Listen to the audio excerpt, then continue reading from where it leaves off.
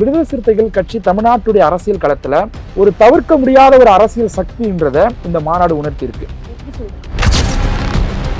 TVK அரசு எந்த விதமான முயற்சிகள் எடுக்கணும், மாநில சுயாட்சியை நிலைநிறுத்துவதற்கு பாஜக மாநில சுயாட்சியை பறிக்க கூடாது அப்படின்ற ரெண்டு புரிதல் இருந்து இந்த மாநாட்டை நாங்கள் முன்னெடுத்தோம். ஆனா பாஜக குறித்து பாஜகவை எதிர்த்து எந்த விஷயங்களும் உங்களோட தலைவர் அங்க பேசின மாதிரி தெரியும். தாவேகாவோட இவங்க அமைச்சரவையில் இடம் பெற்றதுனால அங்க இருக்கக்கூடிய நபர்கள் வந்து இந்த இதுக்கு வந்துட்டாங்க, அதை வந்து விசிகான்னு நம்ம எப்படி சொல்லிக்க முடியுன்ற மாதிரி ஒரு பக்கம் பேசுறத பார்க்க முடியும். விஜயால இன்ஸ்பயர் ஆகி அவங்க வந்து தாவேகாக்கு போனாங்க. விஜய் வந்தாருன்னா அந்த கூட்டத்துக்கு பார்க்க வருவாங்க, உண்மைதான். விஜய் தான் இந்த கூட்டத்தில் பங்கேற்கலையே. இந்த ஊடகங்கள்லாம் எப்படி எழுதியிருப்பாங்கன்னா, விடுதலை சிறுத்தைகள் கட்சியில வந்து திரளான கூட்டம் வந்தாங்க, உளுந்தூர்பேட்டை திணறியது, இப்படின்லாம் டைட்டில் வச்சிருக்க மாட்டாங்க. விஜயை பார்ப்பதற்காக கூட்டம் கூடியதுன்னு போட்டு விசிகாவுடைய வந்து வாக்கு சதவீதம் சரிஞ்சிருச்சு. இந்த பார்வையை வீட்டில இருந்து முறியடிக்க முடியுமா? வீட்டில இருந்தே வந்து சேனல்ல பார்த்துட்டு இந்த பார்வையை மாற்ற முடியுமா? இந்த தோற்றத்தை வந்து மாற்றி அமைக்க முடியுமா? செயலாளராக இருக்கக்கூடிய ஆலூர் ஷானவாஸ்க்கு என்னாச்சு? அவர் கலந்துக்கவே இல்லையே. அவர் கலந்துக்காததுக்கு ஏன் கலந்துக்கலன்ற கேள்வி நீங்க அவர்கிட்ட தான் கேட்கணும். வெற்றி 150 ஊரக பகுதிகளில் 150 நாட்கள் உத்தரவாத வேலை வாய்ப்பு. Periyar Maniammai Institute of Science and Technology, Tanjavur. CSE with specialization in AI and ML, data science, cyber security and more. Kumudam reporter நேயர்களுக்கு வணக்கம். நான் ரம்யா. இன்று நாம் சந்திக்கவிருக்கும் சிறப்பு விருந்தினர் விடுதலை சிறுத்தைகள் கட்சியிலிருந்து மாநில கொள்கை பரப்பு துணை செயலாளர் திருமிகு மோசஸ் அவர்கள் நம்மோடு இணைந்திருக்கிறார். வணக்கம் சார். வணக்கம். ஆகஸ்ட் 17 விசிகா தலைவர் திருமாவளவன் அவர்களுடைய பிறந்த நாள். பிளஸ் இந்த ஆண்டு வந்து தமிழ் தேசிய எழுச்சி மாநாடு அப்படின்னு சொல்லி ஒரு மாநாடு வந்து உளுந்தூர்பேட்டையில வந்து நடத்தியிருந்தீங்க. இந்த மாநாடு உணர்த்தக்கூடிய செய்தி என்ன, என்ன காரணத்துக்காக இந்த ஆண்டு இந்த மாநாடை வந்து முன்னெடுத்திருந்தீங்க? அதாவது தேர்தல் முடிவுக்கு பிறகு என்ன விதமான நரேஷன் செட் பண்ணப்பட்டது, இங்கே எது விவாத பொருளாக மாறி இருக்கணும். எலெக்ஷன் ரிசல்ட் வந்துருச்சு, யாரும் எதிர்பார்க்காத ஒரு முடிவு. ஆனால் எது விவாத பொருளாக மாறி இருக்கணுமோ அது விவாத பொருளாக மாறலை. எப்படி இவங்க ஆட்சியை பிடிச்சாங்க, இளைஞர்கள் வந்து கிட்ட போயிட்டு எப்படி அட்ராக்ட் பண்ணி எப்படி இந்த 2 வருஷத்தில் டிவிகேவால் இந்த ஆட்சியை பிடிக்க முடிஞ்சது, ஏடிஎம்கே உடைய டவுன்ஃபால் என்ன, இந்த பர்ஸ்பெக்டிவ்லாம் வந்து யாரும் விமர்சனம் பண்ணல. ஆனால் என்ன கோணத்தில் விமர்சனம் பண்ணாங்கன்னா, எல்லா பொலிட்டிக்கல் அரசியல் விமர்சகர்களும் பத்திரிகை ஊடகங்களும் என்னன்னா விடுதலை சிறுத்தைகள் கட்சியை வந்து டார்கெட் பண்ணி தான் மொத்தமாக வந்து விமர்சனங்கள் ஒரு நெகட்டிவ் நரேஷனை செட் பண்ணாங்க. விசிகாவை தவிர்த்துட்டு தான் இனி வரக்கூடிய காலங்களில் அரசியல் கட்சிகள் வந்து அரசியல் செய்யணும் அப்படின்றத இன்டைரக்டாக ஒரு மெசேஜாக சொன்னாங்க. ஏன்னா விசிகாவுடைய வாக்கு வங்கி வந்து சரிஞ்சிடுச்சு. விசிகாவுடைய தலைவர் திருமாவர்கள் மேலே வந்து இளைஞர்கள் நம்பிக்கையை இழந்துட்டாங்க. விசிகாவுடைய கேடர்ஸ் வந்து டிவிகேவை நோக்கி போயிட்டாங்க அப்படின்லாம் வந்து ஒரு நெகட்டிவான நரேஷனை செட் பண்ணாங்க. அதிமுகவாக இருந்தாலும் சரி, திமுகவாக இருந்தாலும் சரி, தாவேகாவாக இருந்தாலும் சரி, நீங்கள் எதிர்காலங்களில் விடுதலை சிறுத்தைகள் கட்சியை தவிர்த்துட்டு நீங்கள் அரசியல் செய்யணும் அப்படின்றது தான் ஒரு இன்டைரக்ட் மெசேஜ் கொடுத்தாங்க. ஆனால் விடுதலை சிறுத்தைகள் கட்சி தமிழ்நாட்டுடைய அரசியல் களத்தில் ஒரு தவிர்க்க முடியாத ஒரு அரசியல் சக்தின்றத இந்த மாநாடு உணர்த்தி இருக்கு. எப்படி சொல்றீங்க அது? அதாவது தொண்டர்கள் டிவிகே பக்கம் போயிட்டாங்க அப்படின்னா இவ்வளவு கூட்டம் வந்திருக்காது. தலைவர் மேலே இருக்கிற நம்பிக்கையை தொண்டர்கள் இழந்துட்டாங்கன்னா இவ்வளவு கூட்டம் அலைமோதி இருக்காது. விடுதலை சிறுத்தைகள் கட்சியுடைய ஓட் பேங்க் மற்ற கட்சிக்கு போயிடுச்சு அப்படின்னா இந்த அளவுக்கான திரளான கூட்டம் மாநாட்டு திடல் நோக்கி வந்திருக்க முடியாது. அதாவது எங்களை நாங்கள் மறுகட்டமைப்பு பண்ணிக்கிறதுக்கு விடுதலை சிறுத்தைகள் கட்சி வந்து ஒரு வருஷமோ 2 வருஷமோலாம் எடுத்துக்கல. தேர்தல் முடிஞ்சு எக்ஸாக்டா 100 நாள். இந்த 100 நாளுக்குள்ள இடைவெளியில இந்த மாநாட்டை நாங்கள் ஏற்பாடு பண்ணி நடத்துறோம். அப்போ இந்த விடுதலை சிறுத்தைகள் கட்சி உண்மையிலே ஒரு டவுன்ஃபாலை சந்திச்சிருந்ததுன்னா அது இந்த மாநாட்டில் ரிஃப்ளெக்ட் ஆயிருக்கும். ஆனால் ரிஃப்ளெக்ட் ஆச்சா அப்படின்னு கேட்டால் இல்லை. தொண்டர்கள் நாங்கள் எதிர்பார்த்ததை விட அதிகமான தொண்டர்கள் வந்து அங்கே ஆதரவு கொடுத்தாங்க, பொதுமக்கள் ஆதரவு கொடுத்தாங்க. அவ்வளோ பெரிய ஒரு மேசிவ் க்ரௌடை வந்து விடுதலை சிறுத்தைகள் கட்சி நாங்களே வந்து ரொம்ப பிரமிப்பாக பார்த்தோம். ஸோ அந்த அளவுக்கான க்ரௌடு வர்றதுக்கான காரணம் என்னன்னா, தலைவர் மேலே நம்பிக்கை இழக்கலை, வாக்கு வங்கி இங்கே சரிவு ஏற்படலை, விடுதலை சிறுத்தைகள் கட்சியில் இருந்த எந்த கேடர்ஸும் எந்த கட்சிக்கும் போகலை. இதுதான் ஸ்ட்ராங்காக உணர்த்தக்கூடிய செய்தி. இந்த செய்தியை தான் வந்து கொண்டு போயிட்டு மக்கள்கிட்ட சேர்க்கணுமா தாண்டி விசிகாவில் வந்து அதிகமான க்ரௌடு வந்துட்டாங்க, அதை வந்து மேனேஜ் பண்ண முடியாமல் திணறினாங்க அப்படின்ற மாதிரி ஒரு நெகட்டிவ் நரேஷன் செட்டிங்கை இந்த இடத்துல சொல்ல வேண்டிய அவசியம் கிடையாது. ரெண்டாவது, தலைவருடைய பிறந்த நாளை முன்னிட்டு நாங்கள் இந்த மாநாடு முன்னெடுத்ததற்கான காரணம் என்னென்னா, இன்னைக்கு வந்து தமிழ் தேசியம் அப்படின்றது வந்து இந்தியன் கான்டெக்ஸ்டுக்குள்ள இந்தியாவுக்குள்ளே பேசக்கூடிய தமிழ் தேசியம்ன்றது வந்து நேஷ்னாலிட்டி பேஸ்டு தமிழ் தேசியம் கிடையாது. ஒரு தேசத்தை உருவாக்கணும், தமிழ்நாடு ஒரு நாடா அறிவிக்கணும், தமிழ்நாட்டுக்குன்னு தனி கான்ஸ்டிடியூஷன் வேணும், தமிழ்நாட்டுக்குன்ட்டு வந்து இது ஒரு தனி நாடா டிக்ளேர் பண்ணுங்க, தனி டெரிட்டோரியா டிக்ளேர் பண்ணுங்க அப்படின்னு கேட்கக்கூடியது கிடையாது. அரசியலமைப்பு சட்டத்துக்கு கான்ஸ்டிடியூஷனுக்கு உட்பட்ட தமிழ் தேசியம் அப்படின்னா என்னன்னா மாநில சுயாட்சி. இப்போ இந்த மாநில சுயாட்சி யாருனால பாதிக்கப்படுது, அதை யார்கிட்ட இருந்து நம்ம ஃபைட் பண்ணி பெற வேண்டியது இருக்கு. டிவிகே அரசு எந்த விதமான முயற்சிகள் எடுக்கணும் மாநில சுயாட்சியை நிலைநிறுத்துவதற்கு, பாஜக மாநில சுயாட்சியை பறிக்க கூடாது அப்படின்ற 2 புரிதல் இருந்து தான் இந்த மாநாட்டை நாங்கள் முன்னெடுத்தோம். ஆனா பாஜக குறித்து, பாஜகவை எதிர்த்து எந்த விஷயங்களும் உங்களோட தலைவர் அங்க பேசின மாதிரி தெரியல. எங்க தலைவர் நிறைவேற்றின பல தீர்மானங்கள் நீங்க பார்த்திருப்பீங்க. எங்க தலைவர் எப்பவுமே 1 மணி நேரம் பேசக்கூடியவர். எந்த விதமான பாயிண்ட்ஸ், டேட்டா, தரவுகள்லாம் பேப்பர்லாம் நோட்ஸ் எடுத்துக்கிட்டு பேசக்கூடியவர் கிடையாது. அப்படியே வந்து பேசக்கூடிய ஆள். ஆனா இந்த மாநாட்டில் வந்து ஓவர் கிரவுட், நாங்கள் எதிர்பார்த்தபடி அதிகமான கிரவுட் வந்துட்டாங்க. அந்த இடத்துல வேற ஏதாவது ஒரு அசம்பாவிதம் நடக்கக்கூடாது அப்படின்றதுக்காக தலைவர் முன்கூட்டியே அதை முடிக்கும் பொழுது அவர் நிறைவேற்றின தீர்மானங்கள் இருக்குல்ல, நீங்க அந்த தீர்மானத்துல பாருங்க, பல தீர்மானங்கள் பாஜகவுக்கு எதிராக தான். ஏன் இந்த மாநாடே பாஜகவுக்கு எதிராக தான், RSSக்கு எதிரானதான். தலைவர் இந்த மாநாடு நம்ம ஏன் முன்னெடுக்கிறோம்னு சொல்லிட்டு தலைவர் ஒரு சுற்றுப்பயணம் போனார்ல, எல்லா இடங்கள்லுமே இந்த மாநாடு யாருக்கு எதிராக நம்ம முன்னெடுத்திருக்கிறோம் அப்படின்றத தொடர்ச்சியா சொல்லிட்டு வந்தார். இப்போ இந்த மாநாடு கூட வந்து இப்போ டீலிமிட்டேஷன் பில்லை கைவிடணும்னு அதுல ஒரு தீர்மானத்தை நாங்கள் நிறைவேற்றிருக்கிறோம். அதை ஒன்றிய அரசு கைவிடணும். இது யாருக்கு எதிரான தீர்மானம்? இது மாநில அரசுக்கு எதிரான தீர்மானமா? கிடையாது, ஒன்றிய அரசுக்கு, பாஜகவுக்கு எதிரான தீர்மானம். அப்போ அதில் பல தீர்மானங்கள் நீங்க படிச்சு பார்த்தீங்கன்னா மேக்சிமம் ஒன்றிய அரசை வலியுறுத்தியும் ஒன்றிய அரசை கண்டிச்சும் தான் இருக்கு. எங்களுடைய மாநில சுயாட்சியை வந்து நீங்க வந்து பறிக்க கூடாது, நிதி பகிர்வுல எங்களுக்கான ஒரு சுதந்திரத்தை நீங்க கொடுக்கணும் அப்படின்னு சொல்லிட்டு நீட் தேர்வு முறை எல்லா விஷயங்களையுமே நாங்கள் அதில் வலியுறுத்தி இருக்கிறோம். ஸோ அப்படி இருக்கும்பொழுது இது பாஜகவை நாங்கள் வெளிப்படையாக விமர்சிக்கலன்னா அங்கே டைம் பீரியட் தான் பிரச்சனை.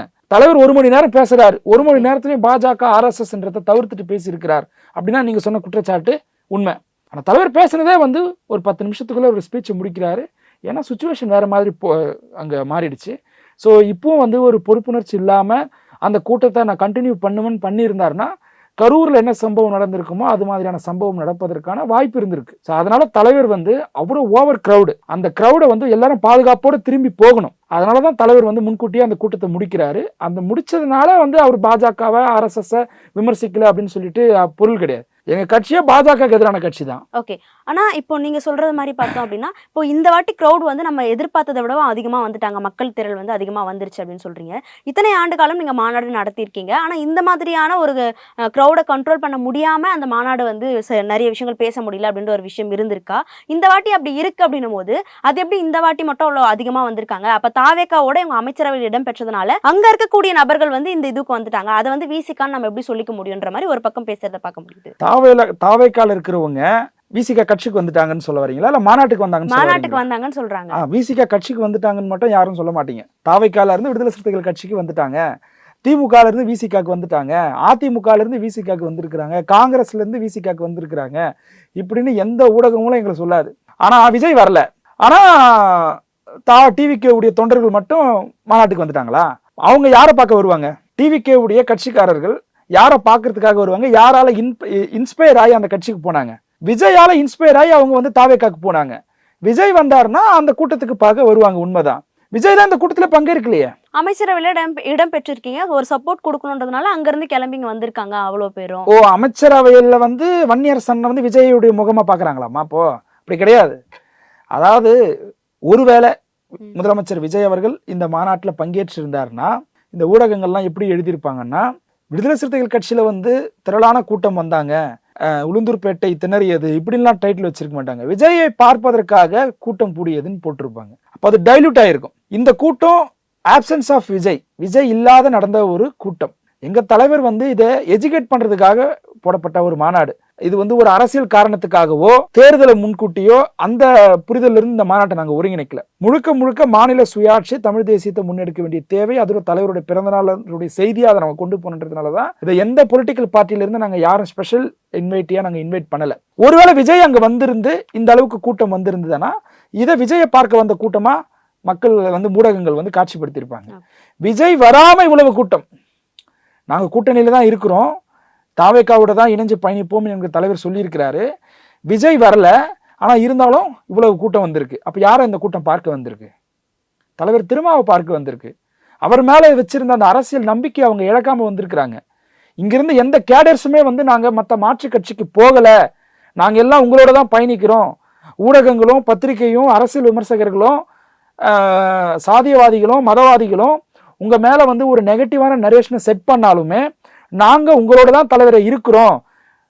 ஒவ்வொருத்தரும் வந்து விட்னஸ் பண்ணிட்டு போயிருக்கிறாங்க.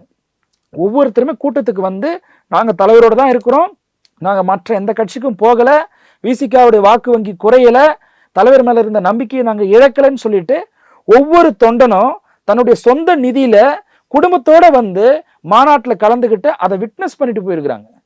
இது வந்து விஜய்க்காக கூட்டின கூட்டமோ இல்ல தாவேக்காவோட கூட்டணி வச்சதுனால வந்த கூட்டமோலாம் கிடையாது.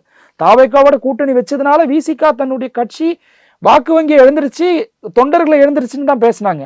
இப்ப கூட்டணி வச்சதுனாலதான் இந்த கூட்டம் வந்துருச்சுன்னா இது வந்து எப்படியும் விசிகாவை விமர்சிக்கணும் அப்படின்ற புரிதல்ல இருந்து பார்த்தா அப்படிதான் விமர்சனம் பண்ணுவாங்க. இந்த கூட்டத்துடைய முக்கியமான ஹீரோ யாருன்னா தலைவர் திருமா அவர்கள் தான். தலைவர் திருமா பேசக்கூடிய அரசியல், அவர் மேல இருக்கக்கூடிய அந்த நம்பிக்கை, அதுதான் இந்த கூட்டத்துக்கான சாட்சி. அதை வந்து விட்னஸ் பண்ணிட்டு போயிருக்காங்க. இது விஜய்க்காக வந்த கூட்டம் கிடையாது. ஓகே, இப்ப தொண்டர்களும் வந்து அவங்களுடைய சொந்த நிதியில வந்து பங்கேற்றுக்கிட்டாங்க அப்படின்னு சொல்றீங்க. முதன்மை செயலாளராக இருக்கக்கூடிய ஆளூர் ஷானவாஸ்க்கு என்னாச்சு? அவர் கலந்துக்கவே இல்லையே. அவர் கலந்துக்காததுக்கு ஏன் கலந்துக்கலன்ற கேள்வி நீங்க அவர்கிட்ட தான் கேட்கணும். அதுக்கு நான் பதில் சொல்ல முடியாது. ஒருவேளை வந்து கட்சி எடுத்தக்கூடிய இந்த அரசியல் நிலைப்பாட்டில் அவருக்கு முரண்பாடுகள் இருக்கலாம். அதை அவர் தலைவர்கிட்டயே வெளிப்படுத்தக்கூடிய சுதந்திரம் அவருக்கு இருக்கு. அவர் பேசியிருக்கிறார். அவர் ஏன் பங்கேற்கல, ஏன் அந்த மாநாட்டுக்கு வரல அப்படின்றதுக்கான கேள்வியை நீங்கள் அண்ணன் ஷானவாசனம் தான் விளக்கணும். அதை நான் சொல்ல முடியாது. ஏன் அவர் வரலன்றது பதில் எனக்கு தெரியாது. அது தலைவருடைய பிறந்தநாளுக்கு வாழ்த்து தெரிவிச்சிருக்கிறாரு. எங்கள் கட்சின்றது வந்து ஒரு ப்ளூரலிசத்தை தூக்கி பிடிச்ச கட்சி, பன்முகத்தன்மை இருக்கணும்னு பேசின கட்சி, எல்லாருடைய வாய்ஸுக்கும் மதிப்பு கொடுக்கணும்னு பேசின கட்சி, டெமோக்ரஸியை உயர்த்தி பிடிச்ச கட்சி. டெமோக்ரஸின்னா என்ன? எல்லாருடைய கருத்துக்களையும் உள்வாங்கணும்னு பேசக்கூடிய ஒரு கட்சி. ஒரு மோனோபாலி பார்ட்டி கிடையாது இது. ஒருத்தர் இருப்பார், அவர் தான் முடிவெடுப்பார், அவரை நாங்க வந்து கண்மூடித்தனமா பின்பற்றி போவோம் அப்படின்ற ஒரு மோனோபாலி பார்ட்டி கிடையாது. இல்ல சார், அதெல்லாம் கரெக்ட் தான். பின்ன இவ்வளோ பேர், இவ்வளோ நபர்கள், பெரும் கூட்டம் வந்திருக்காங்க அப்படின்னும் போது இப்போ இது போன்ற கட்சியில வந்து ஒரு தெரிந்த முகமா, அறிந்த முகமா, அறியப்பட்ட நபர்கள் வந்து அங்க வரல, என்னாச்சு அப்படின்ற ஒரு பார்வையிலும் வந்து மக்கள் வந்து கண்டிப்பா இருக்கும். அவர் வந்திருக்கணும்னு தான் என்னுடைய விருப்பமும் கூட. அவர் ஏன் வரலன்ற பொலிட்டிக்கல் ரீசனை அவர் தான் எக்ஸ்பிளைன் பண்ணணும். ஆனா விசிகா உடைய தன்மை என்னன்னா, ஒரு மாதிரி வந்து டிக்டேட்டர்ஷிப் பார்ட்டி கிடையாது. இது ஒரு மாதிரி மோனோபோலி பார்ட்டி கிடையாது. தான் மட்டும்தான் முடிவெடுப்பேன், தான் மட்டும் தான் அதிகாரம் செலுத்துவன் இருக்கக்கூடிய கட்சி கிடையாது. பன்முகத்தன்மை, ப்ளூரலிசத்தை தூக்கி பிடிக்கக்கூடிய ஒரு அரசியல் கட்சி இது. டெமோக்ரஸியை தூக்கி பிடிக்கக்கூடிய ஒரு அரசியல் கட்சி இது. எங்கள் கட்சியில் மாற்று கருத்து இருந்தால் நாங்கள் அதை தலைவர்கிட்ட வெளிப்படுத்துறதுக்கான சுதந்திரம் எங்களுக்கு இருக்குது. ரெண்டாவது, கூட்டணியோடு நாங்கள் முரண்படுகிற விஷயத்த முரண்படுகிறோம் அப்படின்றத டேட்டாவோட, தரவுகளோட நாங்கள் பேசக்கூடிய சுதந்திரம் எங்களுக்கு இருக்குது. இது அவதூறுக்கும் உண்மைக்கும் வித்தியாசம் இருக்குது. அதாவது எந்த விதமான தரவுகளுமே இல்லாத பேசுறது அவதூறு. விடுதலை சிறுத்தைகள் கட்சி நாங்கள் வந்து தாவேக்கா மேலே அவதூறு வைக்கல.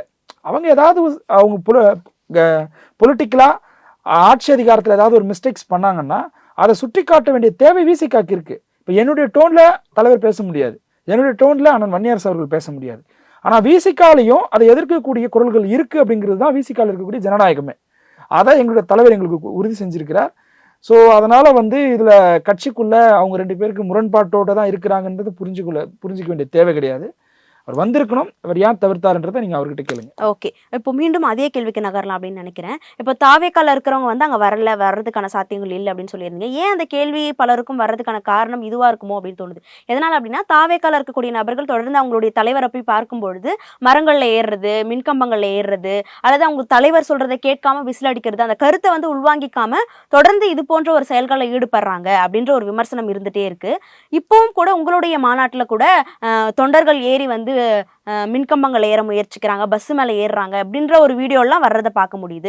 அப்போ இரண்டுமே வந்து கிட்டத்தட்ட ஒரே மாதிரி இருக்கு அப்படின்னும் போது, அப்ப கருத்தியல் ரீதியா உங்க தலைவரே கூட சொல்றாரு, நான் சொல்றேன்ப்பா கேளுங்க அப்படின்னு தொடர்ந்து 4-5 தடவை சொல்றதுக்கான காரணம், ஒரு தடவை சொன்னாலே கேட்கணும்ல, அந்த மாதிரி கருத்தியல் ரீதியான ஒரு கூட்டமா இருக்கிறாங்க அப்படின்னும் போது, ஏன் அங்க நடந்த அதே விஷயம் மாதிரி இங்கேயும் பல முறை சொல்ல வேண்டிய தேவை என்ன இருக்கு? ஏன் அதை மாதிரி அட்டகாசம் பண்றாங்கன்ற மாதிரி தொடர்ந்து செய்திகள் வர வேண்டிய தேவை என்ன இருக்கு? அதாவது ஒரு ஏபொலிட்டிக்கலான கிரௌடு கிடையாது விசிகா கிரௌடு. ஓகே, மொத்தமா வந்து அரசியல் தன்மையற்ற ஒரு கூட்டம் இது அப்படின்ற ஒரு கூட்டம் கிடையாது. ஆனா ஒரு ஜெனரேஷனல் சேஞ்ச் நடந்திருக்குது சமூகத்துல, அதை நம்ம ஏற்றுக்கொண்டு தான் ஆகணும். இது விடுதலை சிறுத்தைகள் கட்சி, தாவேகா, திமுக, அதிமுக, காங்கிரஸ்னு கிடையாது. எல்லா அரசியல் கட்சிகளிலுமே அந்த ஜென்சி இளைஞர்கள் இருக்காங்கல்ல, அவங்க வந்து அரசியலுக்கு வரக்கூடிய அந்த வருகையும் அவங்கள சிலர் பேர் வந்து ஓவர் ரியாக்ஷன் பண்ணக்கூடிய ஒரு தன்மையும் நம்ம இப்போ சமீப காலமாக பார்க்க முடியுது. விஜய் கட்சி ஆரம்பிச்சதுலேருந்து நம்ம அதை பார்க்குறோம், வெளிப்படையாக பார்க்குறோம். எல்லா அரசியல் கட்சியிலுமே தன்னுடைய தலைவர்கிட்ட போய் நிற்கணும், ஃபோட்டோ எடுத்துக்கணும், நம்ம அவரோட வந்து நம்ம இருக்கிறோம் அப்படின்றத காட்டிக்கணுன்றதுக்கான முயற்சி, அந்த ஆர்வத்தை வந்து அதீதமாக வெளிப்படுத்துகிறாங்க.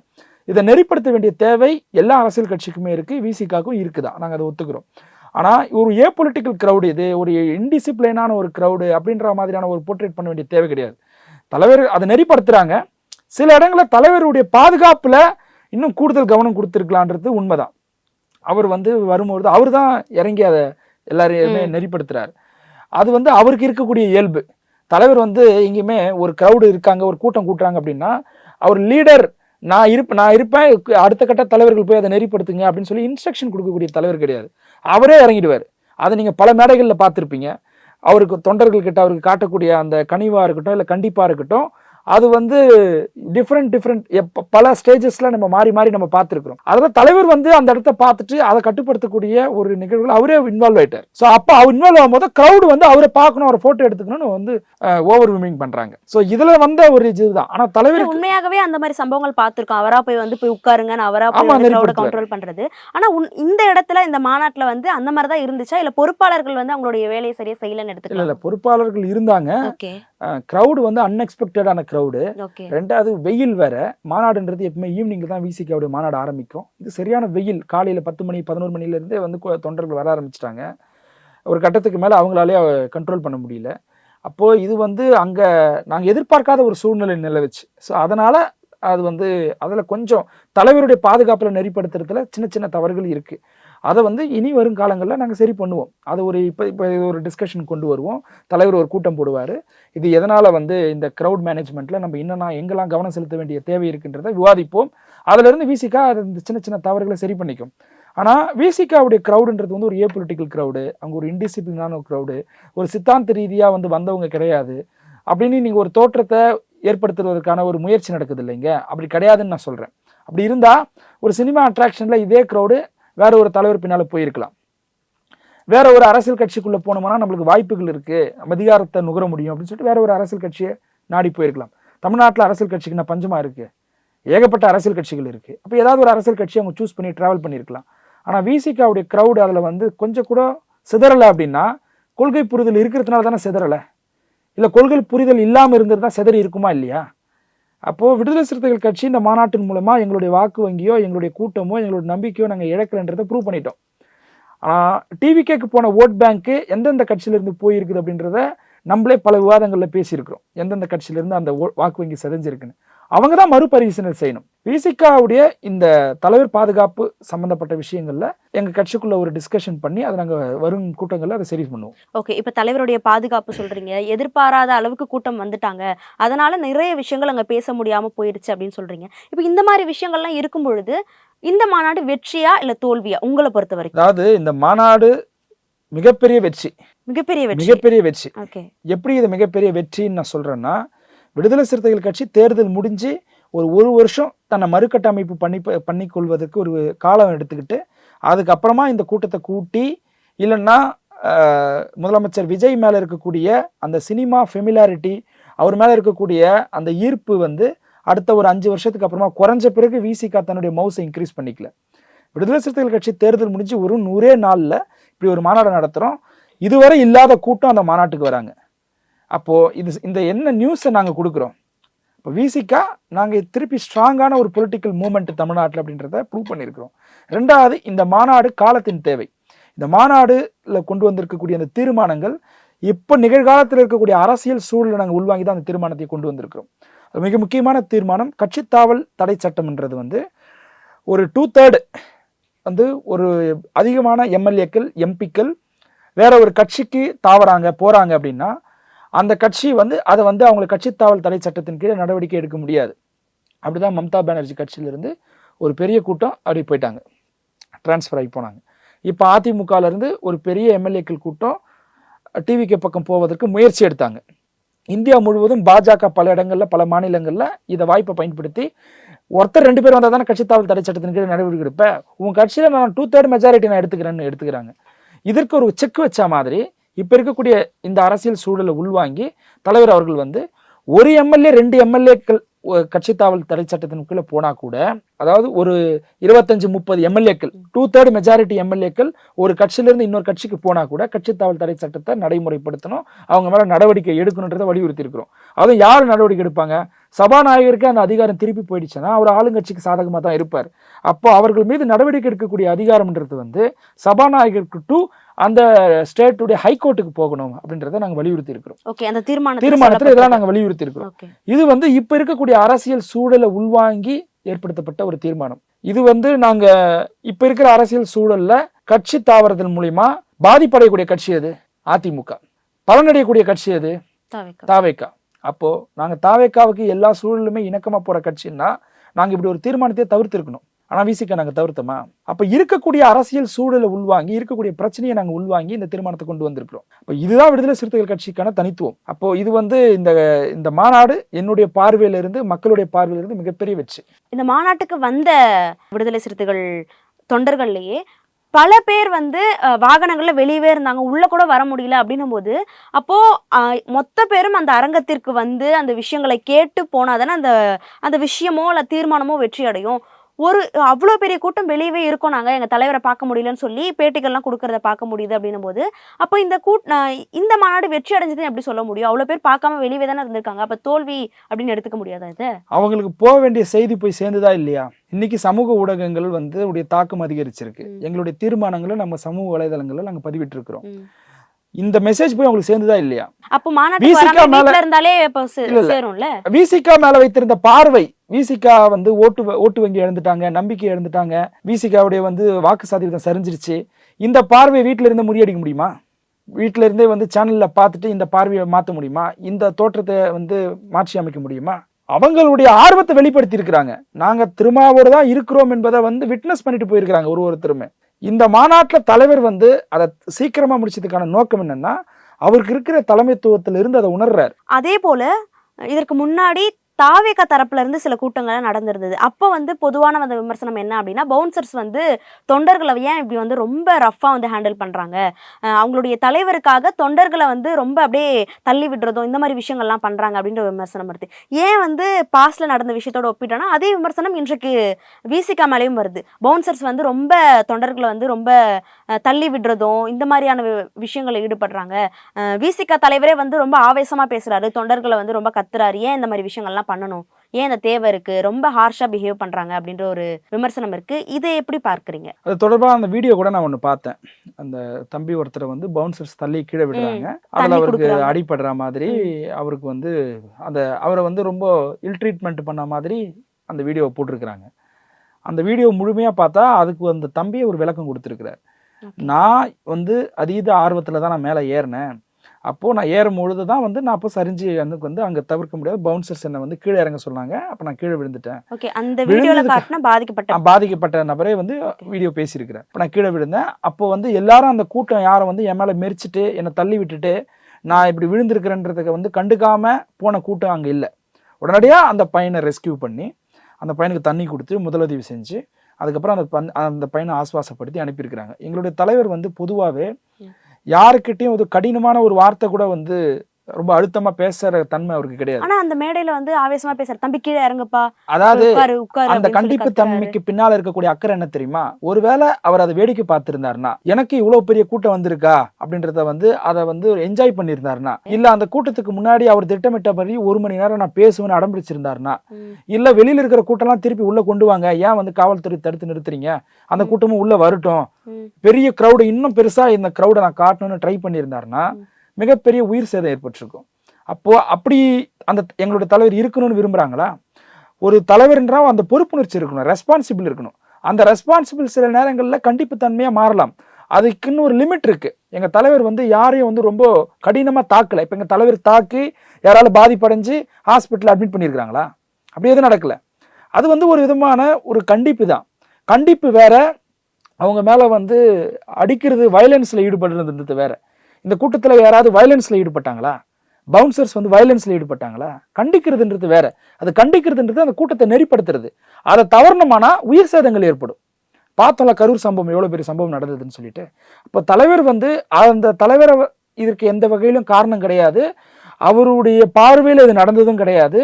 அவர் என்னை தள்ளிவிடும் பொழுது பார்த்துக்கிட்டு அமைதியா இருந்தாரு அப்படின்னு அந்த பையன் சொல்லலை. தலைவரை தொடர்பு படுத்தி பேசாதீங்க, இது என்னுடைய ஆர்வ மிகுதியில தான் நான் வந்து மேலே ஏறினேன், நான் வந்து கீழே சறுக்கி கீழே விழுந்தேன், அங்கே இருந்த கூட்டம் தான் என்னை வந்து ஆசுவாசப்படுத்தி எனக்கு முதலுதவி செஞ்சு அனுப்புனாங்கன்னு சொல்லி பொறுப்போடு பேசியிருக்கிறாப்புல.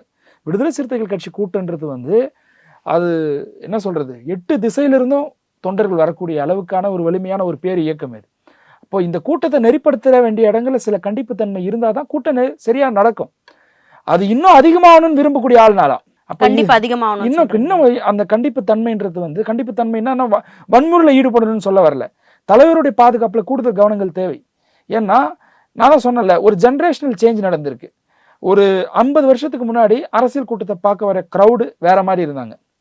இப்போ வரக்கூடிய க்ரௌடு வேற மாதிரி இருக்கு. ஏன்னா சோஷியல் மீடியா இன்ஃப்ளூயன்ஸ் இதில் ஒரு பெரிய ஃபேக்டராக இருக்கு. அப்போ சோஷியல் மீடியாவில் யாரும் இந்த வீடியோ எடுத்து போடணும், ஃபோட்டோ எடுத்து போடணும் அப்படின்ற ஒரு பேர் இன்ஃப்ளூயன்ஸ் அப்போ கிடையாது. ஒரு 50 வருஷத்துக்கு முன்னாடி 30 வருஷத்துக்கு முன்னாடி இதெல்லாம் கிடையாது. ஆனால் இப்போ அப்படி கிடையாது. ஒரு ஃபோட்டோ எடுக்கணும், ஒரு வீடியோ எடுக்கணும், தன்னை முதன்மைப்படுத்தி காட்டிக்கணும், அது ஒரு இன்வால்மெண்ட் தான். அது தவறு கிடையாது. முறையாக அரசியலுக்கு வரவங்க அப்படி தான் இருப்பாங்க.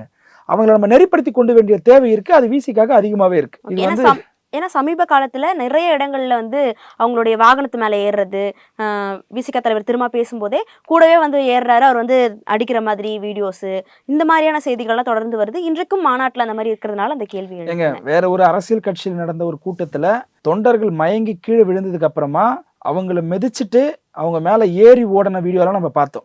அதனால உயிர் சேதங்களும் ஏற்பட்டுச்சு, கடுமையான பாதிப்பு அடைஞ்சாங்க.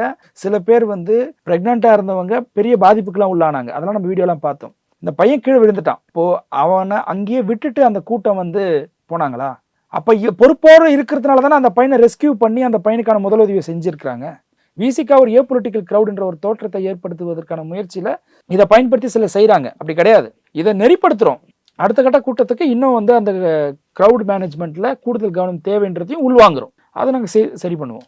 இந்த கண்டிப்பு அப்படின்றது ஒரு அவசியமான ஒரு விஷயமா தான் இருக்கு அப்படின்ற ஒரு விஷயம் சொல்லியிருக்கீங்க. நிறைவாக தமிழ் தேசியத்துல வந்து தாவேக்காவும் விசிகாவும் தொடர்ந்து வந்து பயணிக்க போறோம் அப்படின்ற ஒரு விஷயம் வந்து உங்களுடைய தலைவர் வந்து நேற்று மாநாட்டில் வந்து சொல்லியிருந்தாரு. தமிழ் தேசியத்துல தாவேக்கா என்ன மாதிரியான பங்கு கொடுத்துருக்காங்க அப்படின்றதுனால கிட்டத்தட்ட 35 காலத்திற்கு மேலாக அரசியல பயணிக்கக்கூடிய ஒரு விசிகாவினுடைய தலைவரும் விசிகா கட்சியும் வந்து இப்ப தாவேக்கா அதாவது வந்து ஒரு 2-3 வருடங்களான ஒரு கட்சியான, ஆனா இன்றைக்கு அவங்க தான் ஆட்சியில இருக்காங்க அப்படின்னாலும் கூட அனுபவம் ரீதியா வந்து ரொம்ப குறைவான ஒரு அனுபவம் வாய்ந்த கட்சி தான். அவங்களோட இணைந்து செயல்பட வேண்டிய தேவை தமிழ் தேசியத்துல இணைந்து செயல்படணும் அப்படின்னு சொல்லியிருக்கீங்க. என்ன தேவை? அதாவது நம்ம நாட்டில் இருக்கக்கூடிய ஜனநாயக முறையில அந்த கட்சியை தான் வந்து மக்கள் ஆதரிச்சு அரசா தேர்ந்தெடுத்திருக்கிறாங்க. தமிழ் தேசிய மாநாடுங்கிறதே வந்து இந்தியன் கான்டெக்ஸ்டுக்குள்ள கான்ஸ்டிடியூஷனுக்கு உட்பட்ட ஒரு மாநாடு, மாநில சுயாட்சியை வலியுறுத்தக்கூடிய ஒரு மாநாடு, சாதியற்ற ஒரு தமிழ் தேசியத்தை நம்ம முன்னிறுத்தணும் அப்படின்றது தான் இதோட நோக்கம் கூட. அப்போ மாநில சுயாட்சி ஒன்றிய அரசினால பாதிப்படைஞ்சா அந்த பாதிப்பை லீகலா ஃபைட் பண்ண வேண்டிய இடத்துல யாரு இருக்கா? இந்த சட்டத்துல ஒரு வார்த்தை சொல்லுவாங்க, லோக்கஸ் ஸ்டாண்டின்னு சொல்லுவாங்க, வழக்காடும் உரிமைன்னு சொல்லுவாங்க. ஒரு வழக்கை வந்து தொடுப்பதற்கும் அதை வந்து அந்த வழக்கை எடுத்து நடத்துறதுக்கும் உனக்கு அந்த உரிமை இருக்கணும் பேசிக்காவே. இப்போ நிதி பகிர்வுல தமிழ்நாடு பாதிக்கப்படுதா, அதை எடுத்து பேச வேண்டிய இடத்துல யாரு இருக்கா? சட்டப்படி அதை வழக்கா தொடர்ந்து லீகலா அதை கொண்டு போக வேண்டிய இடத்துல யாரு இருக்கா? இங்க தமிழ் மீனவர்கள் வந்து பாதிக்கப்படுறாங்க. தமிழ் மீனவர்கள்னு சொல்வதை விட இந்திய மீனவர்கள்னு சொல்லணும்னு நான் சொல்றேன். ஏன்னா அப்பதான் அந்த வந்து இந்தளெல்லாம் தேசியவாதத்தை பேச மாட்டாங்க இந்த பாஜக RSS போன்ற நபர்கள். அப்போ இந்திய மீனவர்கள் வந்து இலங்கை மீனவர்களால பாதிப்படையும் பொழுது அப்போ இதை வந்து லீகலா வலியுறுத்த வேண்டிய இடத்துல இங்க யாரு இருக்கா? அப்ப அரசு தான் இருக்கு. அரசுன்னா யாரு? தாவேக்கா அரசு தான். அப்போ தாவேக்கா அரசோட சேர்ந்து பயணிப்போம்னா அவங்க அரசா இருக்கிறதுனால நாங்க அவங்களோட இணைஞ்சு பயணிக்கிறோம். ஆளும் கட்சியா இருக்கிறதுனால நாங்கள் அவர்களோட இணைஞ்சு பயணிக்கிறோம். இதையா தேர்தலுக்கு முன்னாடி எங்க தலைவர் சொல்லல? தாவேக்காவுடைய அந்த தமிழ் தேசிய உணர்வுல நாங்க அட்ராக்ட் ஆயிருக்கிறோம், வேற லெவல்ல அவங்க பெர்ஃபார்ம் பண்றாங்க அப்படின்றதெல்லாம் நாங்க வந்து பேசணுமா? கிடையாது. இன்னைக்கு அவங்க தமிழ்நாடுடைய ஸ்டேட்டுடைய ரெப்ரசன்டேட்டிவ். இன்னைக்கு எந்த விஷயமா இருந்தாலும் அவங்க தான் ஒன்றிய அரசோட வலியுறுத்தணும், லீகலா ஃபைட் பண்ண முடிய இடத்துல இருக்கிறாங்க. நம்மளுக்கு டெரிட்டரி பிரச்சனை வருதா, தமிழ் மீனவர்கள் பிரச்சனை வருதா, அண்டை மாநிலத்தோட வந்து நம்மளுக்கு இன்டர்ஸ்டேட் இஷ்யூ வருதா, இது எல்லா இடத்துலயுமே பேச வேண்டிய இடத்துல யார் இருக்கிறா? தாவேக்கா இருக்கு, அரசு இருக்கு, தமிழ்நாடு அரசு இருக்கு. அப்ப அந்த அரசை அந்த சூழ்நிலையில இருந்து விசிகா அவங்களோட நம்ம பயணிப்போம்னு நம்ம சொல்றோம். இது வந்து எக்ஸ்பீரியன்ஸ்ல இருந்தே நாங்க தாவேக்காவை கூட பயணிப்போம்னு சொல்லப்பட்டது கிடையாது. இல்ல தாவேக்காவுடைய தமிழ் தேசிய கொள்கையை வந்து வேற லெவல்ல இருக்கு, அவங்களோட வந்து நாங்க அட்மையர் ஆகி நாங்க பயணிக்கிறோம், அவங்களோட நடவடிக்கைகள்லாம் வந்து ரொம்ப பிடிச்சி போயிட்டு நாங்க பயணிக்கிறோம் அப்படின்னு கிடையாது. இன்னைக்கு தமிழ்நாடு கவர்மெண்ட்டுடைய ஃபேஸ் டிவிக்கே தான். அது நம்மளுக்கு விருப்பம் இருக்கோ இல்லையோ தாவேக்கா தான் அதோட முகமா இருக்கிறாங்க. இந்த புரிதல இருந்து தலைவர் அதை சொல்லியிருக்கிறார். இந்த இன்டர்வியூல நிறைய விஷயங்கள் வந்து எங்களோட பகிர்ந்துக்கிட்டுங்க. நேரத்துக்கும் கருத்துக்கும் ரொம்ப நன்றி. நன்றிமா. வெற்றி 150 ஊரக பகுதிகளில் 150 நாட்கள் உத்தரவாத வேலை வாய்ப்பு. Periyar Maniammai Institute of Science and Technology, Tanjavur. CSE with specialization in AI and ML, data science, cybersecurity and more.